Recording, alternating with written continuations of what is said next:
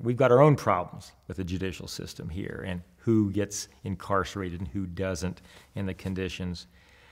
But we still have a mindset that if you're a prisoner, then obviously you've done something wrong. That's not the case over there.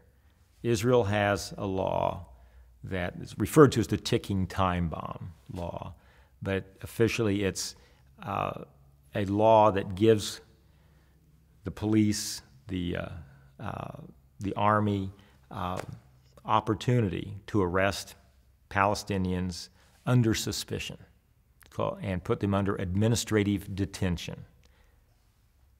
That sounds benign. Administrative detention. It means they go to jail. And there's no such thing as habeas corpus. There's no such thing as just cause. They don't have to have a reason. And they don't get to have a lawyer. They don't get to have contact with their family. They are simply rounded up. This often happens at 2:30 or 3 at night. We see this every time we're there in Ramallah.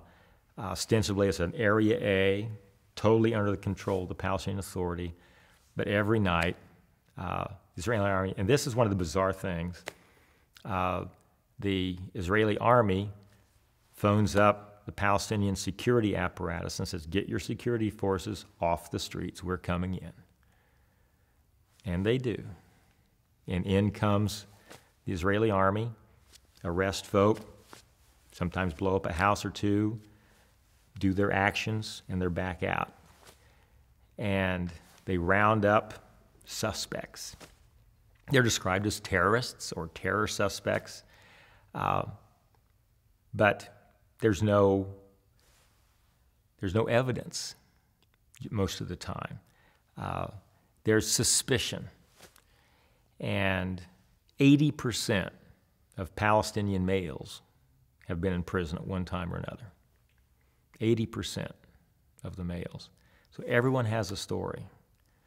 And they have, those on hunger strikes were, because this was becoming an embarrassment for Israel, there was a law being promoted in the Knesset while we were there to force feed these prisoners, which is a violation of international law. And there are violations of international law going on all the time that we hear personally, from former students of mine who have told me of their times of incarceration, of being beaten.